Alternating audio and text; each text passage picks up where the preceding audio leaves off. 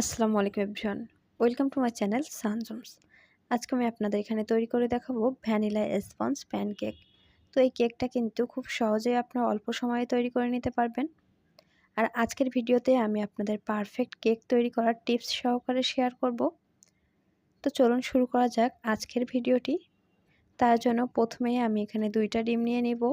2টা ডিমের প্যানকেক তৈরি করব। আপনারা চাইলে ডিম কম বা বেশি করে নিতে পারেন।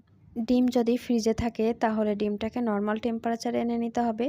এরপর ডিমটা একটা পাত্রে ভেঙে নিয়ে আমি কিভাবে ডিমের কুসুমটা ছাড়িয়ে নিয়েছি সাদা অংশ থেকে সেটা আমার হাতের দিকে লক্ষ্য করলেই বুঝতে পারছেন। ঠিক এইভাবে ডিমের সাদা অংশটা থেকে লাল অংশটা আলাদা করে নিতে হবে। এরপর 2টা ডিমের যে সাদা অংশ রয়েছে সেটা এক সাইডে রেখে দিয়ে লাল অংশ 2টার মধ্যে আমি এখানে 1 কাপ পরিমাণ দিয়েছি চিনি গুঁড়া। অর্থাৎ আমি চিনিটাকে ব্লেন্ড করে নেওয়ার পর 1 কাপ হয়েছে। তো যতটুকু 1 কাপ হবে সেই পরিমাণ দিলেই আপনাদের মিষ্টিটা পারফেক্ট হবে। এরপর দিয়েছি 1 চিমটি লবণ আর অল্প একটু দিয়েছি গুঁড়া দুধ। গুঁড়া দুধের মধ্যে পানি দিয়েই আমি এটাকে দুধের লিকুইড এনে নিয়েছি। আপনারা চাইলে বাড়িতে যদি কোনো লিকুইড দুধ থাকে তো সেটা ব্যবহার করতে পারেন। এরপর একটা ইলেকট্রিক বিটার দিয়ে আমি এটাকে অনবরত বিট করে নিব। আপনারা চাইলে হ্যান্ড উইক্স ব্যবহার করতে পারেন, তবে হ্যান্ড উইক্স ব্যবহার করলে একটু সময় লাগে। এরপর আমি এখানে দিয়েছি 1 চামচ পরিমাণ বেকিং পাউডার। আর বেকিং পাউডারটা দিয়ে এটাকে খুব ভালোভাবে আমি আবারও একটু বিট করে নিচ্ছি। আর এটা যখন বিট করা হয়ে যাবে এবার এর মধ্যে অ্যাড করতে হবে ময়দা। আমি এখানে 1 কাপ থেকে অল্প একটু কম পরিমাণ ময়দা নিয়েছি। 2টা ডিমের জন্য এতটুকু পরিমাণ ময়দাই পারফেক্ট। তো ময়দাগুলো সব একসাথে দেওয়া যাবে না। প্রথমে কিছুটা পরিমাণ এরকম একটা চালনিতে ছেঁকে নিয়ে দিতে হবে। তো অবশ্যই এটা কিন্তু ছেঁকে নেওয়ার চেষ্টা করবেন। এরপর আমি এটাকে বিট করে নিচ্ছি। প্রথমে আস্তে করে বিটার দিয়েছি, এরপর আরও একটু জোর বাড়িয়ে দিয়েছি। যখন এটা বেশ কিছুক্ষণ মিশানো হয়ে যাবে সেই সময়ে বাকি যেটুকু ময়দা ছিল সেটুকু একেবারে সেমভাবে এটাকে একটা চালনি দিয়ে চেলে নিতে হবে। আর এটা চালার সময় একটা জিনিস লক্ষ্য করবেন, উপরে কিন্তু বেশ কিছুটা দানাদার অংশ থেকে যাবে, তো সেগুলো নেওয়ার চেষ্টা করবেন না, সেটা ফেলে দিবেন। এরপর এটাকে আমি কিছুক্ষণ হাত দিয়ে ময়দাটা মিশিয়ে নিয়েছি। এরপর বিটটা চালু করে আবারও একটু বিটার দিয়ে বিট করে নিচ্ছি। তো এটা বিট করার সময় অবশ্যই হাতটাকে একদিক থেকে ঘোরানোর চেষ্টা করবেন, এলোমেলোভাবে এটা বিট করবেন না। আর ময়দাটা দেওয়ার পরে কিন্তু কোনোভাবেই এই বিটটা এলোমেলোভাবে করা যাবে না, তাহলে কেকের যে ফ্লাফিনেস সেটা কিন্তু নষ্ট হয়ে যাবে। এরপর শেষে আমি এখানে অ্যাড করে দিব 2.5 টেবিল চামচ পরিমাণ সয়াবিন তেল।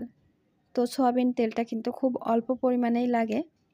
তো এরপর সয়াবিন তেলটা আমি একটু বিট করে নিচ্ছি। এটা বিট করার সময় আমার হাতের দিকে লক্ষ্য রাখছেন, সেমভাবেই কিন্তু আমি এটা বিট করছি। আর এটার যে ঘনত্বটা দেখতে পাচ্ছেন কত সুন্দর হয়েছে এবং দেখতেও কিন্তু অনেক সুন্দর লাগছে।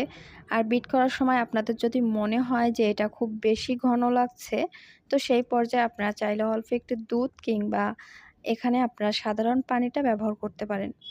তো ওইটা হয়ে গিয়েছে, এক সাইডে রেখে দিয়ে অন্যদিকে যে ডিমের সাদা অংশটা আগে থেকে ছাড়িয়ে রেখেছিলাম সেটা কিন্তু বিট করে নিতে হবে। আর এই বিট করাটা একেবারে ফ্লাফি করলেও হয় আবার না করলেও হয়, তবে আজকে আমি পুরোপুরি ঘন ফ্লাফি করব না। প্রথমে এটা ফেনা আকারে বেশ কিছুক্ষণ বিট করার পর যখন এরকম পর্যায়ে আসবে তখন এর মধ্যে আমি অ্যাড করে দিব ভ্যানিলা এসেন্স। তো আমি এখানে ভ্যানিলা এসেন্সটা 4-5 ফোঁটা অনুমান করে দিয়ে দিয়েছি। এটা দিয়ে আরও বেশ কিছুক্ষণ বিট করেছি। বিট করার পর আমি আগে থেকে যে ময়দার মিশ্রণটা বানিয়ে রেখেছিলাম সেটা কিন্তু এখানে দিয়ে দিব।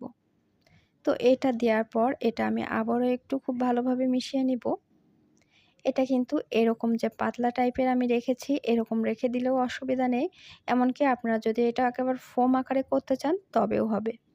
তো আমি যেহেতু প্যানকেক বানাবো সেজন্য আমি এরকম পাতলা ঘন করেই আমি এর সাথে মিশিয়ে দিয়েছি।